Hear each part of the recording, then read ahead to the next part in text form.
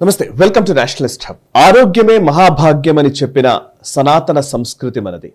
మన పెద్దవాళ్ళు ఆరోగ్యానికి సంబంధించి అనేక అంశాలు, పతంజలి యోగ సూత్రాల దగ్గర నుంచి అనేక అంశాలు, ఈవెన్ ఆయుర్వేదానికి సంబంధించి ఏ ఋషులు మునులు ఎవరు చెప్పినా కూడా ఆరోగ్యానికి ఒక ఖచ్చితంగా ప్రాధాన్యతనిచ్చారనే మనం చెప్పాలి. కానీ ఇప్పుడు వ్యాధి గురించి ఎక్కువ దిగులు చెందుతూ ఉన్నాం. ఆరోగ్యం గురించి ఆలోచించడం తగ్గించాము, వ్యాధుల గురించి రీసెర్చ్ చేయడము తెలుసుకోవడము మొదలు పెట్టాము. అంతేకాని వ్యాధిని తగ్గించుకోవడం, వ్యాధి వచ్చిన తర్వాత తగ్గించుకోవడానికి చేసే ప్రయత్నమే ఎక్కువగా కనబడుతోందనేది ఒక అబ్జర్వేషన్. దీనికంతా ఎందుకు చెప్తున్నానంటే, భారతదేశంలో ఈరోజు 140 కోట్ల మంది జనాభా ఉన్న మన భారతదేశంలో మనకు తెలియకుండానే మన లైఫ్ స్టైల్ వల్లనో లేకపోతే మనకున్న ఒత్తిడి వల్లనో దైనందిన మన జీవితం పైన అనేక ప్రభావాల వల్లనో తెలియదు, కానీ రోజు రోజుకు మన ఆయుర్దాయం తగ్గించడానికి అనేక వ్యాధులు విజృంభిస్తున్నాయి. అందులో చాప కింద నీరులా క్యాన్సర్ అనేది రోజు రోజుకు విజృంభిస్తోంది. అమెరికా లాంటి దేశాల్లో ఇది ఎక్కువగా ఉంది అని చెబుతుంటారు. ఎక్కువ కేసులు అక్కడ నమోదవుతున్నాయి, క్యాన్సర్ బారిన పడుతున్న వాళ్ళు ఎక్కువ మంది ఉన్నారు. కానీ డెత్ రేషియో పరంగా చూస్తే అమెరికా కంటే భారతదేశం చాలా సీరియస్గా ఉందనే మనం చెప్పాలి. అమెరికాలో క్యాన్సర్ తోటి ఒక రోజుకి సగటున 1680 మంది చనిపోతున్నారని తెలుస్తోంది. బట్ భారతదేశంలో ఒక రోజుకి సగటున క్యాన్సర్ వల్ల 2493 మంది చనిపోతున్నారని గణాంకాలు చెబుతున్నాయి. అంటే ఎంత తీవ్రమైన పరిస్థితిలో మనం ఉన్నామో మనం అర్థం చేసుకోవాలి. క్యాన్సర్ గురించి చాలా హాస్పిటల్స్, క్యాన్సర్ కేర్ ఇన్స్టిట్యూట్స్ ఇట్లా చాలా ఉన్నాయి. ప్రభుత్వాలు కూడా క్యాన్సర్ గురించి దృష్టి సారిస్తున్నట్టుగా కనబడుతోంది. కానీ నిజానికి మనము మన లైఫ్ స్టైల్లో చేంజెస్ వల్ల, మనం కొన్ని నిర్ణయాలు తీసుకోవడం వల్ల, లేకపోతే మన మార్పుల వల్ల మనం క్యాన్సర్ బారిన పడకుండా ఉండగలము అని డాక్టర్లు చెప్తూ ఉన్నారు. సరే, అలోపతిక్ ట్రీట్మెంట్స్ గురించి చాలా విషయాలు మనం మాట్లాడుతున్నాం. అసలు నిజంగా క్యాన్సర్ని ఎలా అర్థం చేసుకోవాలి, ఈరోజు మనం ఏ స్థితిలో ఉన్నాము, అండ్ ఇది జాతీయవాదం గురించి మనం పదే పదే మాట్లాడుతున్నాం, కానీ అసలు దేశ ప్రజల ఆరోగ్యం గురించి మనం మాట్లాడాలా వద్దా అనే స్పృహతోటే నేను ఈ ఇంటర్వ్యూకి పూనుకోవడం జరిగింది. ప్రస్తుతం మనతో ఈ రంగానికి సంబంధించి విశేషమైన పరిశోధన చేసినటువంటి వ్యక్తి, క్యాన్సర్ పేషెంట్లు చాలా మందిని, అంటే 4th స్టేజ్లో ఉన్న క్యాన్సర్ పేషెంట్స్ని కూడా బతికించినటువంటి ఒక వ్యక్తి.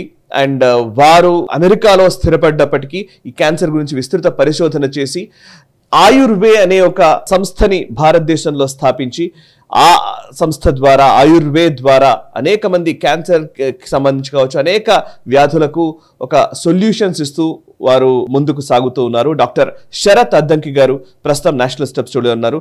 వారితో మాట్లాడదాం. వారు ఈ క్యాన్సర్ గురించి మనతో చాలా, మనకు ఎవరికి తెలియని అనేక విషయాలు పంచుకోబోతున్నారు. ప్లీజ్ విని మీకు తెలిసిన వాళ్ళకి ఈ వీడియోని షేర్ చేయండి. నమస్తే సార్.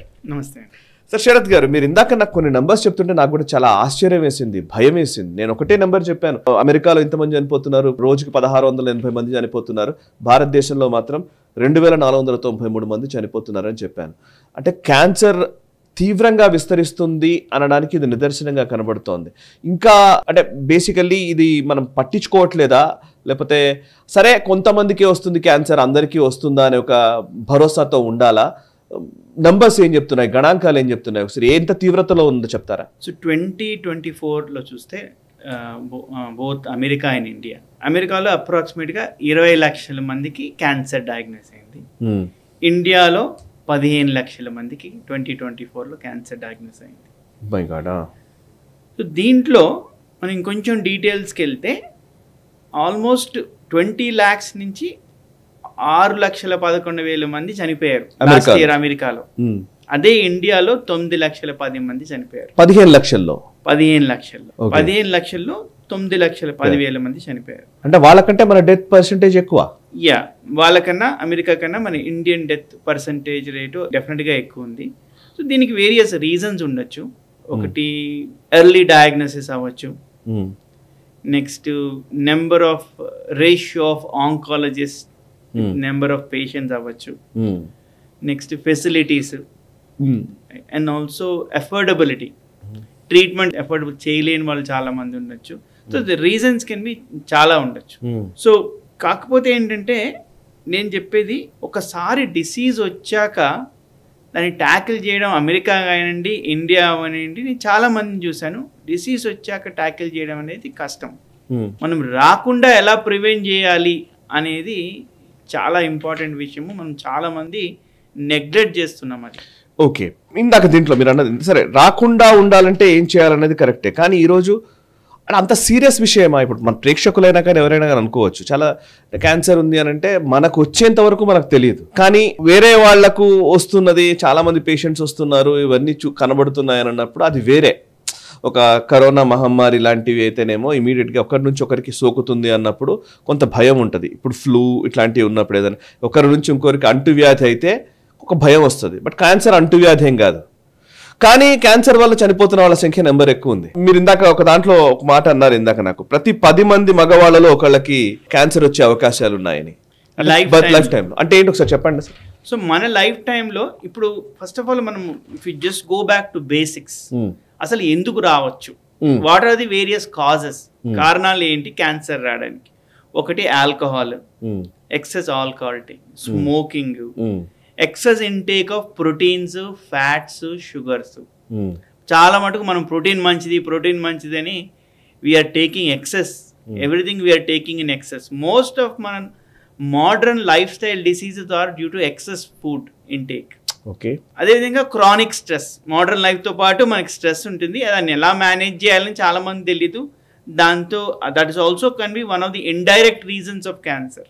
నెక్స్ట్ మన డైజెస్టివ్ సిస్టమ్ కూడా చాలా ప్రాబ్లమ్స్ ఉన్నాయి ఇవాళ రేపు. మన లైఫ్ స్టైల్ కావచ్చు, మన ఫుడ్ హ్యాబిట్స్ కావచ్చు, దాంతో క్రానిక్ కాన్స్టిపేషను, క్రానిక్ ఇన్ఫ్లమేషను, దాంతో కూడా కోలోరెక్టల్ క్యాన్సర్ రావడానికి చాలా ఛాన్సెస్ ఎక్కువ. అదేవిధంగా మనం తినే ఆహారము చాలా మటుకు జెనెటికలీ మాడిఫైడ్. ఒక ఎకరంలో 10 బస్తాలకు వెళ్ళి ఒక ఎకరంలో 100 బస్తాలు ఎలా తీసుకురావాలని ఆలోచిస్తాం. కాకపోతే ఏంటంటే మన ఇంటెస్టైన్స్ దాన్ని ఎలా బర్న్ చేయాలో తెలియదు, ఎలా డైజెస్ట్ చేయాలో తెలియదు. దానివల్ల కూడా చాలా మటుకు కారణాలు ఉన్నాయి. అదేవిధంగా హార్మోనల్ ఇంబ్యాలెన్స్, స్ట్రెస్ వల్ల కూడా హార్మోనల్ ఇంబ్యాలెన్స్ రావచ్చు. అదేవిధంగా there are so many other reasons why there might be hormonal imbalances in our system.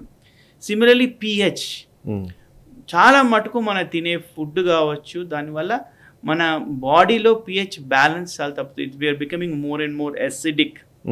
అదేవిధంగా పొల్యూషన్, ఫైనల్లీ ఒబిసిటీ. మనం చూస్తే నేను కొన్ని స్టాటిస్టిక్స్ చదువుతా ఉన్నాను, ఒక వెరీ ఇంట్రెస్టింగ్ చిన్న స్టోరీలో రాశారు. అదేంటంటే యాంకీ స్టేడియంని రినోవేట్ చేశారట. రినోవేట్ చేసినప్పుడు ఒక ఆల్మోస్ట్ 9,000 సీట్లు తగ్గించారట.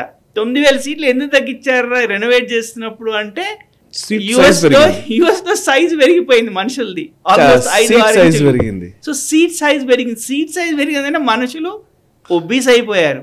ఓకే, అది కూడా one of the reasons why we can get into lifestyle diseases, eventually will land up in cancer. First diabetes lo మొదలవచ్చు, లేకపోతే హైపర్ టెన్షన్ రావచ్చు, కిడ్నీ ఫెయిల్యూర్ రావచ్చు. So obesity is also one of the reasons. So ఈ 10 కారణాలు more or less or finally road way path to cancer. And నిజంగానే cancer అనే దానికి మీరు చెప్పారు, ఇన్ని రీజన్స్ చెప్పారు. ఇదంతా అమెరికాలో అంటేనేమో లైఫ్ స్టైల్ గురించి మనం మాట్లాడొచ్చు. ఇక్కడ కూడా అదే వచ్చిందా? ఇప్పుడు అమెరికన్ డైట్ కి, అమెరికన్ లైఫ్ స్టైల్ కి, ఇండియన్ డైట్ కి, ఇండియన్ లైఫ్ స్టైల్ కి మోర్ ఆర్ లెస్ ఏమీ తేడా లేదు. మనం ఎకనామికల్ గా మనం గ్రో అవుతున్నాం, కాకపోతే we're adapting very bad life style.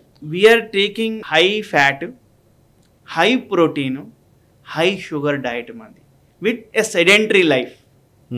అది కూడా టైం కాని టైము, ఏ సీజన్ అని చూసుకోము, we will end up eating very late meals, very late in the night, or we're eating wrong foods at the wrong time. మన ఆయుర్వేదంలో అన్నిటికీ చాలా రోజులు 1000 సంవత్సరాల ముందే చెప్పారు, మనం ఉండే ప్లేస్ బట్టి, ఆ సీజన్ బట్టి, మన బాడీ కాన్స్టిట్యూషన్ బట్టి మనం తినాలి. ఆయుర్వేదంలో వాత, పిత్త, కఫ అన్న, ఫర్ ఎగ్జాంపుల్ పిత్త అన్నాం అనుకోండి, ఇన్ జనరల్గా వాళ్ళ nature they are highly acidic in nature when it comes to digestive system. వాళ్ళు ఎసిడిక్ ఫుడ్ తింటే అల్సర్ రావడానికి ఛాన్స్ ఉంటుంది, లేకపోతే ఇన్ఫ్లమేషన్ డిసీజెస్ రావడానికి ఛాన్స్ ఉంటుంది. సో ఆయుర్వేదం 1000 సంవత్సరాల ముందే I feel that it's a precision medicine. So ఇవన్నీ కూడా మనం చూసుకుని మనం తినాలి. అదేవిధంగా మన హ్యాబిట్స్ కూడా, I mean this is how one of the reasons why I feel that India and America more or less going in parallel not parallel, they're more or less in the same line they are traveling when it comes to cancer. By having bad lifestyle, bad diet, in general, lack of exercise and too much of stress. Okay, cancer patients ఎక్కువగా పెరుగుతున్నారు ఈ మధ్య కాలంలో అంటున్నారు. So భారతదేశంలో ఆ number ఎక్కువగానే పెరుగుతోంది ప్రతి సంవత్సరం అని. నిజానికి నంబర్స్ చూస్తుంటే చాలా భయంకరంగా ఉన్నాయి. 2010లో 9,79,000 కేసులు నమోదైతే 2024కి వచ్చేసరికి 14,96,000 కేసులు నమోదయ్యాయి. ఆల్మోస్ట్ 50% గ్రోత్ పెరిగింది. అండ్ అంతేకాదు, అందులో 9 లక్షల మంది చచ్చిపోతున్నారు. సో ఆల్మోస్ట్ 60% డెత్స్ ఉన్నాయి. ఒక కేసు వచ్చిందంటే 60% చనిపోతున్నారు. సో ఈ లెక్కన చూస్తే భారత ప్రభుత్వము లేదా ఈ ఇండస్ట్రీ క్యాన్సర్ ని బేస్ చేసుకుని ఉన్నటువంటి ఫార్మా ఇండస్ట్రీ, మెడికల్ ఇండస్ట్రీ, లేకపోతే ప్రభుత్వం చేస్తున్న ఖర్చు, ఎన్ని గణాంకాలు చూస్తే చాలా ఎక్కువే.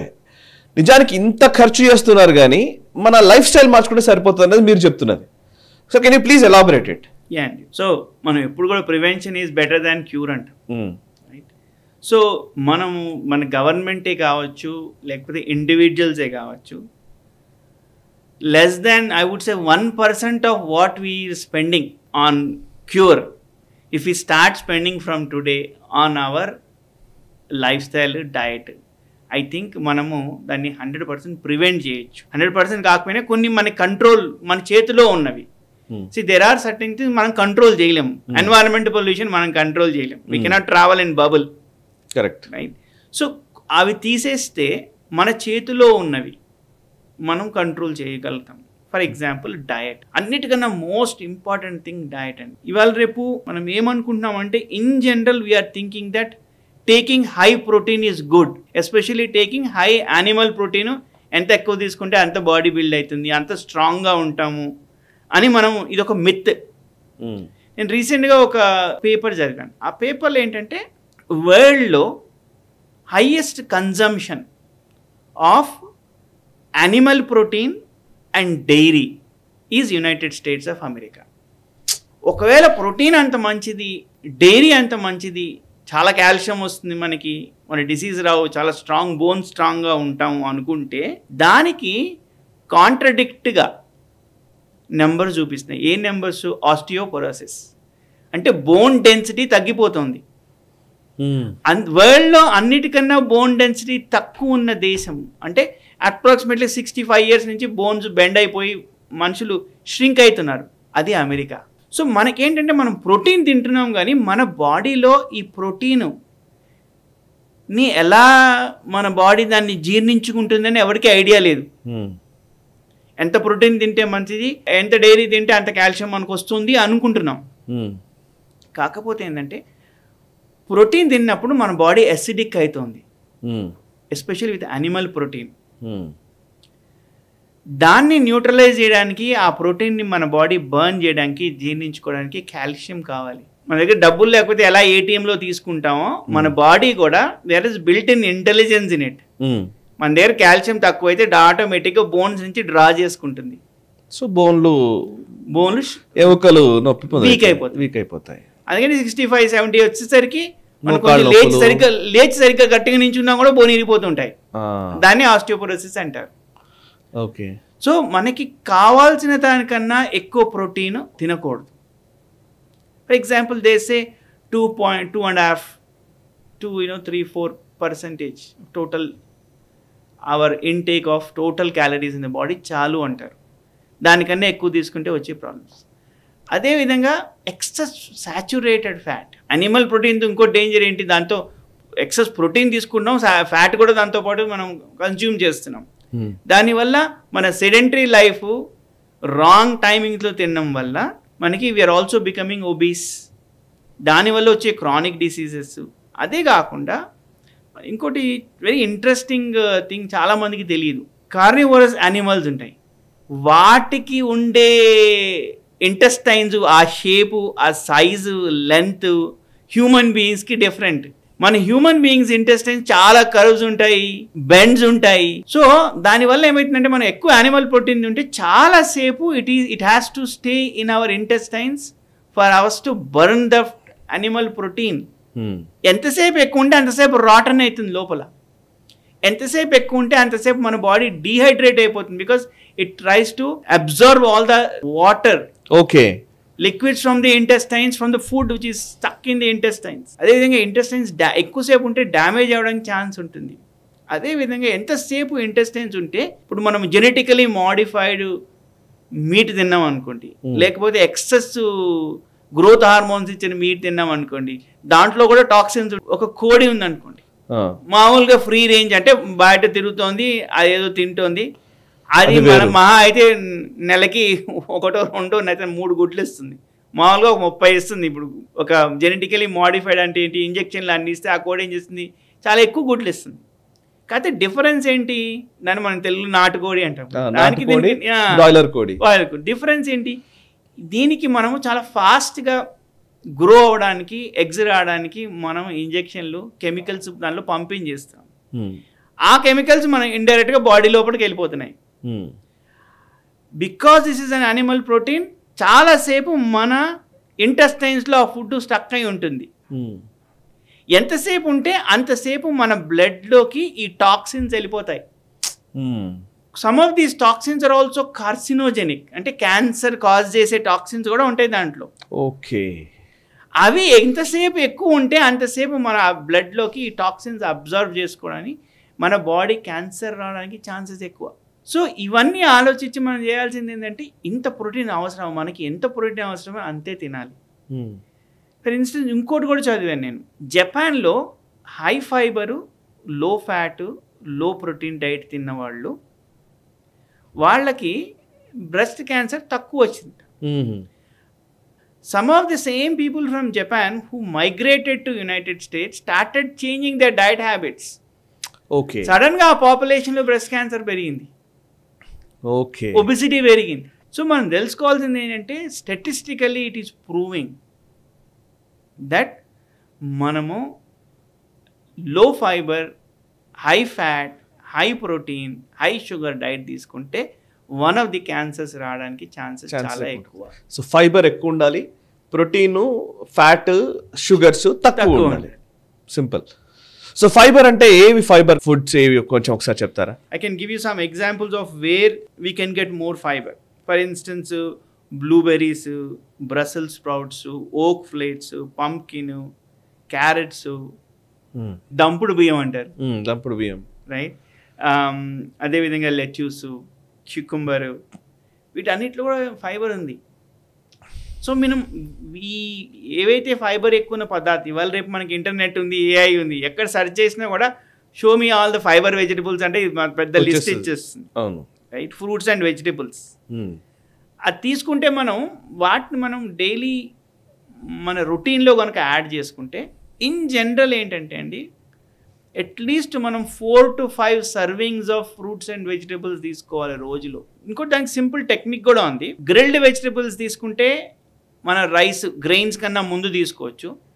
ఫ్రెష్ వెజిటబుల్స్ తీసుకుంటే సాలడ్ లాగా రైస్ తిన్నాక తింటే మనకి కంప్లీట్గా అది మన బాడీలోకి డైజెస్ట్ చేసుకోగలుగుతాం. దాంట్లో వచ్చే ఫైబర్ కానీ న్యూట్రియంట్ వాల్యూస్. క్యాన్సర్ మీరు ఫుడ్ గురించి చెప్పారు, లైఫ్ స్టైల్ చేంజెస్ ఏంటి? ఇప్పుడు స్ట్రెస్ ఈ మధ్యలో విపరీతంగా పెరిగింది అంటారు, ఆ స్ట్రెస్ ఎట్లా ఓవర్కమ్ కావాలి? స్ట్రెస్ వల్ల కూడా క్యాన్సర్ వస్తుందా?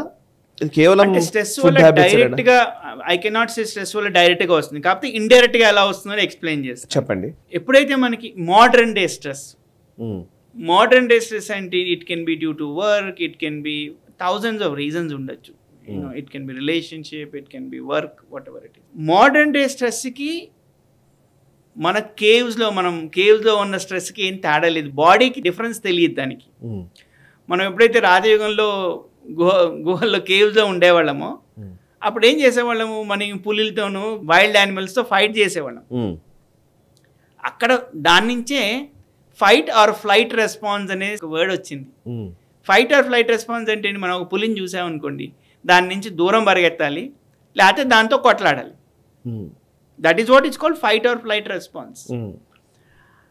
మోడర్న్ డే స్ట్రెస్ కూడా అటువంటి రెస్పాన్సే మన బాడీలో క్రియేట్ చేస్తుంది. అటువంటి రెస్పాన్స్ మన బాడీలో క్రియేట్ అయినప్పుడు ఫస్ట్ మన అడ్రినల్ గ్లాండ్స్ మనీ సేవ్ చేయాలి. అంటే ఏం చేయాలి, మనకి మన హ్యాండ్స్, మన కాళ్ళు, చేతుల్లో స్ట్రెంగ్త్ ఇవ్వాలి ఫస్ట్. అందుకని అంటే బ్లడ్ ప్రెషర్ పెంచేసి మన కాళ్ళలో, చేతుల్లో సర్క్యులేషన్ పెరుగుతుంది. సో దట్ మనం ఫైట్ ఆర్ ఫ్లైట్ చేయడానికి, పరిగెత్తడానికి లేకపోతే కొట్లాడడానికి. అది ఫస్ట్ స్టెప్. దానివల్ల ఏమవుతుంది, మన బ్లడ్ ప్రెషర్ పెరుగుతుంది, దానివల్ల ఇండైరెక్ట్గా కిడ్నీస్ మీద డ్యామేజ్ వస్తుంది. సెకండ్ ఏమవుతుందంటే మనము number of breaths per minute పెరిగిపోతుంది, ఎక్కువ లంగ్స్ ఎక్కువ పనిచేయడం మొదలు పెడతాయి. బికాజ్ ఆ స్ట్రెస్కి తట్టుకోవడానికి ఎక్కువ ఆక్సిజన్ కావాలి బ్లడ్లో. దాంతో ఏంటి, wear and tear on lungs and heart ఎక్కువైపోతుంది. నెక్స్ట్ ఏమవుతుందంటే మన బాడీ కార్టిజాల్ అనే హార్మోన్ రిలీజ్ చేస్తుంది. అది దానివల్ల మన ఇమ్యూనిటీ సప్రెస్ అయిపోతుంది.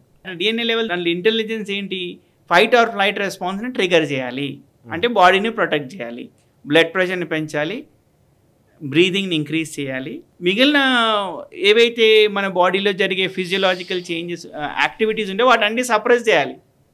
సో డైజెషన్ సప్రెస్ అయిపోతుంది, ఇమ్యూనిటీ సప్రెస్ అయిపోతుంది. కరెక్ట్. సో డైజెషన్ సప్రెస్ అయితే ఏమవుతుంది, మన జిఐ ట్రాక్ కొంచెం దెబ్బతింటుంది. ఆ ఫుడ్ అంతసేపు ఉండిపోతుంది అక్కడ, ఎక్కువసేపు ఉంటుంది బర్న్ కాకుండా. ఓకే. అంటే మన బాడీ లోపల రాటన్ అవ్వడానికి ఛాన్సెస్ ఎక్కువ, because it is suppressing digestion. అంటే సర్క్యులేషన్, డైజెస్టివ్ జిఐ ట్రాక్లో సర్క్యులేషన్ తగ్గుతుంది. అదేవిధంగా ఇమ్యూనిటీ సప్రెస్ అవుతుంది. ఇప్పుడు మనకి ఇదే స్ట్రెస్ క్రానిక్ అయింది అనుకోండి, రోజుకి 10 సార్లు, మంత్కి 100 సార్లు అయితే ఇది సైకిల్ రిపీట్ అవుతూ ఉంటుంది. ఆ సైకిల్ రిపీట్ అవుతున్నప్పుడు మన బాడీలో కనుక క్యాన్సర్ సెల్స్ ఉంటే, ఇమ్యూనిటీ సప్రెస్ అయితే, వైట్ బ్లడ్ సెల్ యాక్టివిటీ లేకపోతే క్యాన్సర్ గ్రో అవ్వడానికి ఛాన్స్ ఉంటుంది. సో ఇండైరెక్ట్గా there is a relationship between stress and cancer. Okay. Now దాన్ని మనం మేనేజ్ చేయాలి. దాన్ని ఎట్లా మేనేజ్ చేస్తారు? So there are many ways to manage stress. ఒకటి సింపుల్, మన బ్రెత్ని కంట్రోల్ చేయాలి. బ్రెత్ ఈజ్ ప్రాణవాయువు. ప్రాణవాయువుని స్లో చేయాలి, ఫస్ట్ స్టెప్. ఓకే. ఎక్కువ సార్లు బ్రీత్ తీసుకునే అది లేకుండా తగ్గించాలి. తగ్గించాలంటే మనకి ప్రాణాయామం అనేది చెప్పారు మన దాంట్లో థౌజండ్స్ ఆఫ్ ఇయర్స్ నుంచి చెప్తూనే ఉంటారు. ఏం లేదు, కళ్ళు మూసుకుని ఫస్ట్ ఫ్యూ డీప్ బ్రెత్స్ తీసుకోవాలి. అబ్డామిన్ నుంచి డీప్ బ్రెత్స్ తీసుకుని ఇన్హేల్ ఫ్రమ్ యువర్ నాస్ట్రిల్స్, ముక్కు నుంచి ఇన్హేల్ చేసి నోట్ నుంచి గాలి వదలాలి. ఓకే. ఇన్హలేషన్ ఇప్పుడు ఫర్ ఎగ్జాంపుల్ వెరీ సింపుల్, ఒక 1 to 3 కౌంట్ చేయండి, ఇన్హేల్ చేయండి. 1 to 5 కౌంట్ చేసి ఎక్సేల్ చేయండి. ఎప్పుడైతే ఎక్సలేషన్ పెరిగిందో ఆటోమేటిక్గా బాడీ స్లో డౌన్ అవడం మొదలవుతుంది. అది ఫస్ట్ స్టెప్. సెకండ్ స్టెప్ ఏంటంటే జస్ట్ కళ్ళు మూసుకుని మనం గాలి పీలుస్తున్నప్పుడు మెంటల్లీ మనసులో సో అనుకుని, గాలి వదులుతున్నప్పుడు హమ్ అనుకున్నాం అనుకోండి, స్లోగా అలా మనం అబ్జర్వ్ చేసాం అనుకోండి బ్రెత్ని సోహంతో, అప్పుడు కూడా స్లో అయిపోతుంది. తర్వాత just mentally you visualize that you are in a beautiful place. ఎప్పుడైతే మనం కళ్ళు మూసుకుని ఒక బ్యూటిఫుల్ ప్లేస్ని ఊహించుకుందాం అనుకోండి, మనం వెళ్ళిన ప్లేసే అవ్వచ్చు, హిమాలయస్ ఎక్కడికో ఒకటికి ఊహించుకోండి. అంటే స్లోగా మన బాడీలో కామ్నెస్ వస్తుంది. ఎంత డీటెయిల్గా ఊహించుకుంటే అంత హ్యాపీనెస్ వస్తుంది మన బాడీలో. తద్వారా మనలోనే హార్మోన్స్ కొన్ని, అప్పుడు ఏమవుతుందంటే మనకి హ్యాపీనెస్ పెరిగి ఆటోమేటిక్గా మనము ప్రాణాయామంతో స్లో చేసాము. తర్వాత we're thinking that we're in a beautiful place. మన బాడీ కూడా ఆటోమేటిక్గా ఫూల్ అయ్యి అది కూడా బ్యూటిఫుల్ ప్లేస్కి వెళ్తున్నాం అనుకుంటుంది. So it starts feeling better and it comms down. Okay. Every time మనం స్ట్రెస్ఫుల్ సిచ్యువేషన్లో ఉన్నప్పుడు ఫ్యూ డీప్ బ్రెత్స్, ప్రాణాయామము, జస్ట్ కళ్ళు మూసుకుని ఒక బ్యూటిఫుల్ సెట్టింగ్ని, ఒక సన్సెట్ సన్ రైజ్ ఊహించుకుని ఒక 5 నిమిషాలు అలా చేస్తే ఆటోమేటిక్గా స్లో డౌన్ అయిపోతుంది. మీరు ఇప్పుడు ప్రివెన్షన్ గురించి ఇదంతా చెప్తున్నారు. ఆల్రెడీ క్యాన్సర్ ఉన్నవాళ్ళు, ఇప్పుడు మనం ఈ వీడియో చూస్తున్నప్పుడు క్యాన్సర్ బారిన పడ్డ పేషెంట్స్ ఎవరైనా ఉంటే గనక వాళ్ళకి మీరు ఏమైనా సజెస్ట్ చేస్తారా? అండ్ మీరు కూడా మీ దగ్గరికి రెగ్యులర్గా వచ్చే పేషెంట్స్ కూడా వాళ్ళ బిహేవియరల్ ప్యాటర్న్స్ ఏ విధంగా ఉంటాయి, దానికి మీరు ఇచ్చే సలహాలు ఏంటి? First thing as I suggested, low fat, low protein, low sugar, high fibre diet. ఫ్యాట్లో కూడా కొన్ని మంచి ఉంటాయి, కొన్ని మంచి ఫ్యాట్స్ ఉంటాయి, బ్యాడ్ ఫ్యాట్స్ ఉంటాయి. Eliminate bad fats. Then 4 to 5 servings of good vegetables and fruits which are not too sweet. Next cruciferous vegetables అని ఉన్నాయి. Cabbage, cauliflower, brussel sprouts, broccoli, అదేవిధంగా they can also add onion, garlic, turmeric. వీటిని ఉడకబెట్టకుండా just stir fry చేసి అది those vegetables తింటే అది కూడా చాలా మంచిది. Those are anti cancerous. అదేవిధంగా రోజుకి కొంచెం ఆల్కలైన్ వాటర్ని ఆల్కలైన్ చేసుకుని ఒక 3 to 4 liters ఆఫ్ వాటర్ తాగడము. ఆల్కలైన్ అంటే ఎట్లా? మామూలుగా ఆల్కలైన్ ఇవాళ రేపు వాటర్ చేసే మిషన్స్ ఉన్నాయి. అవి లేని వాళ్ళు కొన్ని వెజిటబుల్స్, క్యూకుమర్ లాంటి వెజిటబుల్స్ ఓవర్ నైట్ వేస్తే water, there are so many ways you can do it. ఇంటర్నెట్లో సెర్చ్ చేస్తే మనకి ఆల్కలైన్ వాటర్ ఎలా చేయాలో చూపిస్తుంది. అది చేసుకుని మార్నింగ్ ఆ డే అంతా నెక్స్ట్ డే అంతా అవి తాగితే, అదేవిధంగా ఇంకోటి ఏం చేయొచ్చు అంటే మార్నింగ్ అదే వాటర్ తీసుకుని దాన్ని కొంచెం బాయిల్ చేసి కొంచెం ఫెనల్, నెక్స్ట్ జీరా అది కూడా యాడ్ చేసి డే అంతా తాగడం కూడా మనకి డైజెస్టివ్ సిస్టమ్కి చాలా మంచిది. అది కూడా నెక్స్ట్ ఏంటంటే ఫ్యూ సింపుల్ ఆసనాస్ అది చేయొచ్చు. Next guided imagery and visualization అని చెప్తాను వాళ్ళకి. అంటే ఏంటంటే చాలా మటుకు క్యాన్సర్ వచ్చిన వాళ్ళకి కాన్ఫిడెన్స్ లెవెల్స్ చాలా తక్కువ ఉంటాయి. అంటే దీన్ని నిజంగా నేను దీన్ని కాంకర్ చేయగలుగుతానా, క్యాన్సర్ని జయించగలుగుతానా, నా సిచ్యువేషన్ రేపు ఎలా ఉంటుంది, ఫర్ ఎగ్జాంపుల్ నా ఫ్యామిలీ సంగతి ఏంటి, అంటే చాలా they have lot of anxiety, stress, mental anxiety and stress ఎక్కువ ఉంటుంది. దాన్ని మనం ఎలా కంట్రోల్ చేయొచ్చు? నేను చెప్పిన ఇందాక 3 స్టెప్పులు, deep breathing, Soham, beautiful setting visualize చేసుకున్నాక, ఫర్ ఎగ్జాంపుల్ లెట్స్ నేను రేపు పొద్దున్న కీమో తీసుకుంటున్నాను అనుకోండి. ఫస్ట్ స్టెప్ కీమో తీసుకున్నప్పుడు ఈ 3 నేను ఊహించుకోవాలి. 4వ స్టెప్ ఏంటంటే క్యాన్సర్ వల్ల, కీమోథెరపీ వల్ల చాలా సైడ్ ఎఫెక్ట్స్ ఉంటాయి మామూలుగా. అదేవిధంగా క్యాన్సర్ ఏవైతే కీమోథెరపీ తీసుకుంటున్నారో వాళ్ళకు కూడా ఏంటంటే ఈ సైడ్ ఎఫెక్ట్స్ ఉన్నాయి. చాలా మందితో మాట్లాడి ఆ ఎక్స్ట్రా ఇన్ఫర్మేషన్ కూడా వాళ్ళ మైండ్లో ఉంటుంది. ఉన్న సైడ్ ఎఫెక్ట్స్ కన్నా ఎక్కువ స్టార్ట్ ఫీలింగ్, దాన్ని యాంటిసిపేటరీ అంటారు. అప్పుడు ఏం చేయాలంటే, నేను ఫర్ ఎగ్జాంపుల్ లెట్స్ నేను హిందూ అనుకోండి, ఈ 3-4 స్టెప్పులు నేను చేశాక 5వ స్టెప్ ఏంటంటే కళ్ళు మూసుకుని ఆ డ్రాప్ బై డ్రాప్ కీమో వస్తుంది కదా, లెట్స్ నాకు ఇష్టదేవుడు లార్డ్ శివ అనుకోండి, అది శివుడు తీర్థము అనుకున్నాను అనుకోండి, నా బాడీలో కీమోథెరపీకి రెసిస్టెన్స్ కొంచెం తగ్గుతుంది. అంటే దానివల్ల వచ్చే సైడ్ ఎఫెక్ట్స్ని కొంచెం తగ్గడానికి ఛాన్స్ ఉంటుంది. ఎందుకంటే we'll start accepting medicine. For example 2 మనుషులు ఉన్నారు అనుకోండి, ఇద్దరికి సేమ్ టైప్ ఆఫ్ మందు ఇచ్చాం. ఒకరికి అసలు నా మందు అంటేనే ఇష్టం లేదు, ఇంకొకరు ఈ మందు చాలా మంచిది, నాకు బాగా పనిచేస్తుంది అని ఒకళ్ళు అనుకున్నారు అనుకోండి, the chances of that second వాడికి ఆ మందు బాగా పనిచేయడానికి ఛాన్సెస్ ఎక్కువ ఉంటాయి. Because mentally they are accepting that మందు.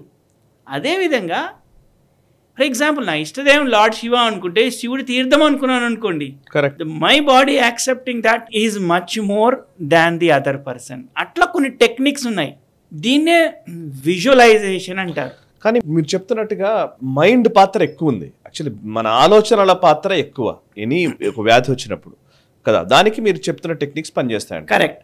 ఇప్పుడు నేను చెప్పేది ఏంటి, ఫస్ట్ డయట్, న్యూట్రిషన్ ఏం తీసుకోవాలి, తర్వాత వాటర్ ఎన్ని తాగాలి, 3 to 4 liters, తర్వాత సింపుల్ ఎక్సర్సైజెస్ లైక్ ఏవైతే యోగా ఆసనాలు మనం ఎక్కువ కదలకుండా చేసేవి చాలా ఉన్నాయి, అవి చేయడం.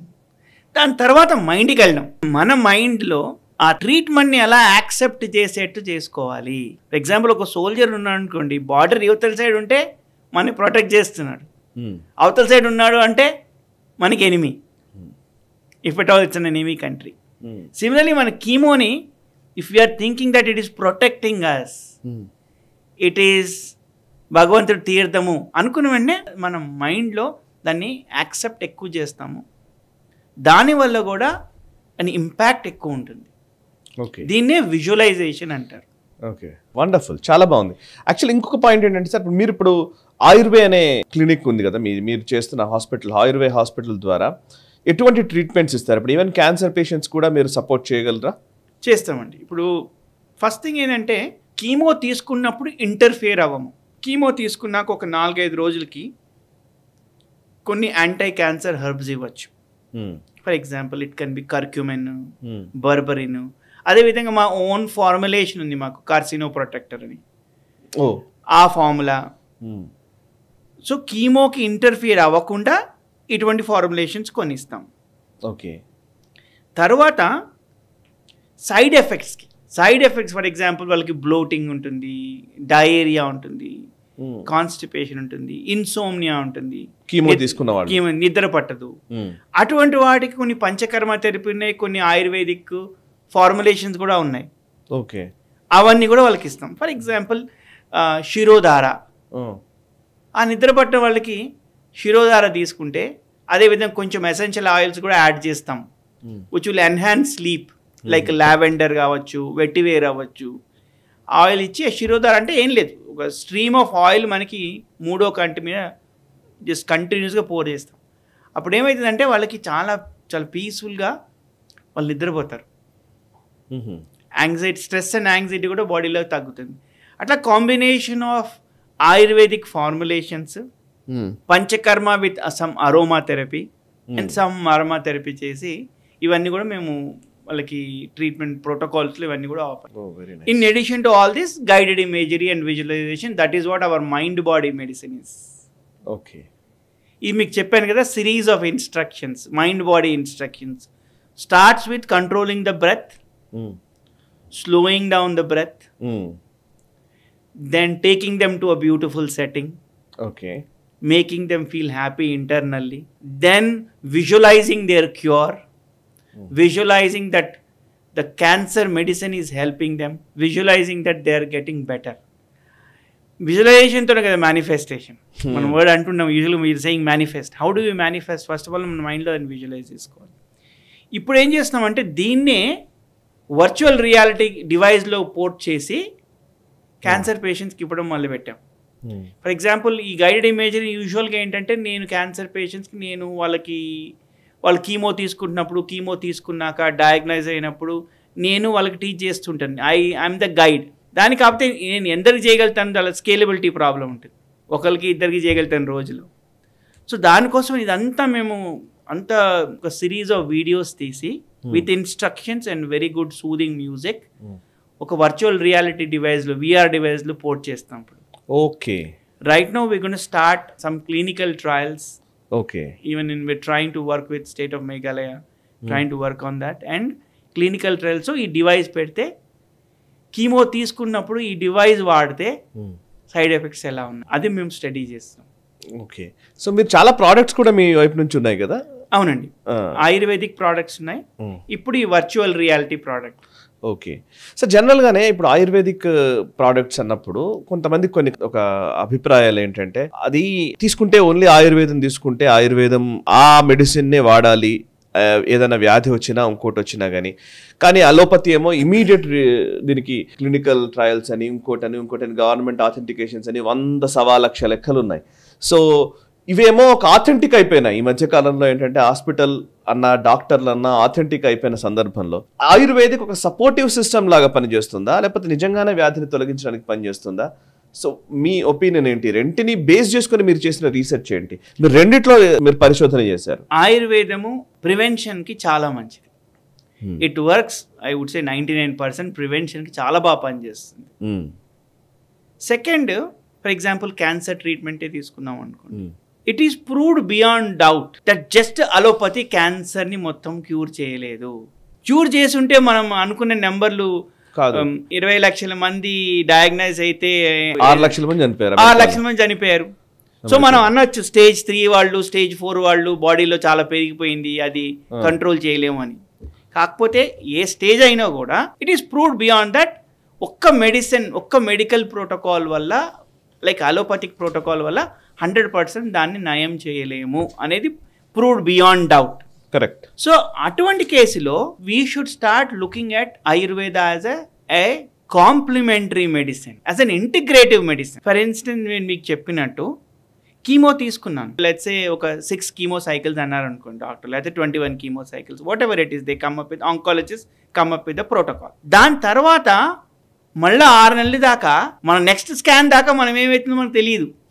అన్లెస్ మనం ఫ్రీక్వెంట్గా స్కాన్స్ కానీ బ్లడ్ టెస్ట్ కానీ తీసుకుంటూ చెక్ చేసుకుంటే మన ఇన్ఫ్లమేషన్ మార్కర్స్, మన బాడీలో ఏం చేంజెస్ వస్తుంది, ఆ క్యాన్సర్ పెరుగుతోందా లేదా అనేది ఎవరికి తెలియదు. ఆ మధ్యలో there are so many anti cancer herbs. Okay, మనం ప్రివెంటివ్గా అవి తీసుకోవచ్చు. కరెక్ట్. కర్క్యూమన్ తీసుకోవచ్చు, బర్బరిన్ తీసుకోవచ్చు, so many anti cancer herbs. అవి తీసుకుని మన లైఫ్ స్టైల్, మన డైట్ చేంజ్ చేసుకుంటూ వెళ్తే వీఆర్ ప్రొటెక్టింగ్ అవర్ సెల్ఫ్. ఆ కేసులో చాలా బాగా పనిచేస్తుంది ఆయుర్వేదం. అసలు ఏం తీసుకోకుండా 6 నెలలు వదిలేసి సడన్గా వెళ్ళడం కన్నా హిస్టారికల్గా ప్రూవ్ అయిన హర్బ్స్ ఉన్నాయి ఇవి. The good thing about allopathy is is there are clinical studies, there is research done, but the same time there is also lot of benefits. Ayurveda thousands of years నుంచి మనం వాడుతున్నాం. I would say that is the clinical studies of Ayurveda. The fact that మనం carry forward చేస్తున్నాం ఈ నాలెడ్జ్ని. అవును, అదే కదా మరి. అంతే, దానిలో ఏమి యూజ్ లేకపోతే ఎవరు చేయం కదా. అవును, మోస్ట్ ఆఫ్ ది మెడిసిన్స్ కానివ్వండి, ఫుడ్ కానివ్వండి, ట్రయల్ అండ్ ఎర్రర్తో వచ్చినవే. ఓ ఇది తిన్నాం, ఇది బాగాలేదు, ఓకే ఇది ఎడిబుల్ కాదు, ఇది చాలా బాగుంది, రైట్, ట్రయల్ అండ్ ఎర్రరే కదా. అలా మన జనరేషన్ నుంచి నాలెడ్జ్ ట్రాన్స్ఫర్ చేసుకుంటూ వచ్చాం.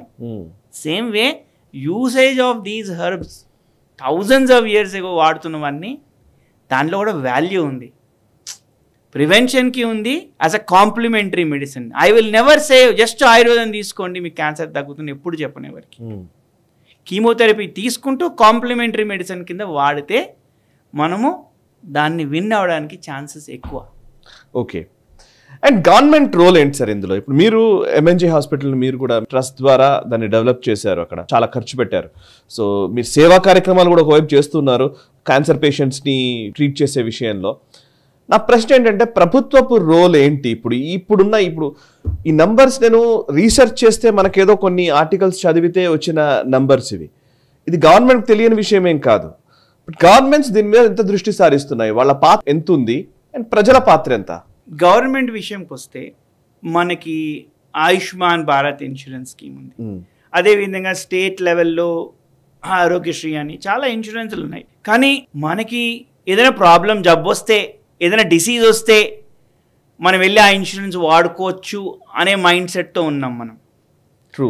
అది రాకుండా ఆ ఇన్సూరెన్స్ నుంచి at least 5% of that money governments ఖర్చు పెడితే ప్రివెన్షన్కి చాలా ఛాన్సెస్ ఎక్కువ. ఫర్ ఎగ్జాంపుల్ మీరు చూస్తే 74,848 కోట్లు ఏటా ఖర్చు అవుతుంది.